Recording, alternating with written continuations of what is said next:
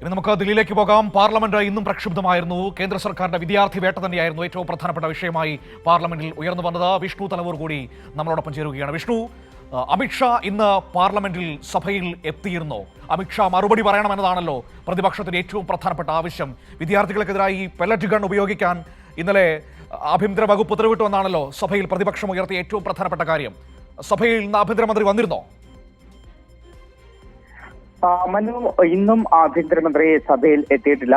ആഭ്യന്തരമന്ത്രിയും പ്രധാനമന്ത്രിയും കഴിഞ്ഞ തിങ്കളാഴ്ച പാർലമെന്റ് ആരംഭിച്ചത് മുതൽ ഇതുവരെ സഭയിൽ എത്തിയിട്ടില്ല. അമിത്ഷാ മറുപടി പറയണമെന്ന് ആവശ്യപ്പെട്ടുകൊണ്ട്, അമിത്ഷാ സഭയിൽ എത്തണമെന്ന് ആവശ്യപ്പെട്ടുകൊണ്ട് വലിയ പ്രതിഷേധം തന്നെയാണ് ഇന്ന് ഇരു സഭകളിലും പ്രതിപക്ഷം നടത്തിയത്. അതോടൊപ്പം തന്നെ പാർലമെന്റിന്റെ പുറത്തും അമിത്ഷാ മറുപടി പറയണമെന്ന് ആവശ്യപ്പെട്ടുകൊണ്ട് ബാനറുകളൊക്കെ ഉയർത്തി വലിയ പ്രതിഷേധം പ്രതിപക്ഷത്തിന്റെ ഭാഗത്ത് നിന്ന് നടന്നിരുന്നു. അതിന് പിന്നാലെയാണ് പാർലമെന്റിന്റെ അകത്തും ഇരു സഭകളിലും ശക്തമായിട്ടുള്ള പ്രതിഷേധം ഉയർത്തിയത്. എന്തായാലും പ്രതിപക്ഷ പ്രതിഷേധത്തെ തുടർന്ന് ലോക്സഭ 2 മണിവരെ നിർത്തിവെച്ച സാഹചര്യമാണ് ഉള്ളത്. രാജ്യസഭയും 2 മണിവരെ നിർത്തിവെച്ചിട്ടുണ്ട്. അത്തരത്തിൽ ഈ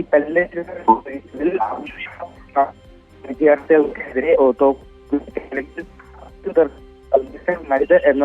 എന്നതടക്കമുള്ള വലിയ ആരോപണം പ്രതിപക്ഷം ഉയർത്തിക്കാട്ടുന്നുണ്ട്. അമിത്ഷായ്ക്ക് പേടിയായതുകൊണ്ടാണ് സഭയിൽ വരാത്തത് എന്നതടക്കമുള്ള വിമർശനമാണ് പ്രതിപക്ഷം ഉന്നയിക്കുന്നത്. പക്ഷേ ഇതുവരെ പ്രതിപക്ഷം ശക്തമായ പ്രതിഷേധം ഉയർത്തുന്നു. പക്ഷേ മറുപടി പറയേണ്ട ആഭ്യന്തരമന്ത്രി അമിത്ഷാ ഇതുവരെ പാർലമെന്റിലേക്ക് തിരിഞ്ഞു നോക്കുന്നില്ല എന്നതാണ് ഏറ്റവും പ്രധാനപ്പെട്ട വിഷയം. ഏതായാലും ശക്തമായ പ്രതിഷേധമാണ് ഇന്നും കാണാൻ കഴിയുന്നത്. സഭകൾ നിർത്തിവെക്കുന്ന സാഹചര്യം ഉണ്ടാകുന്നു.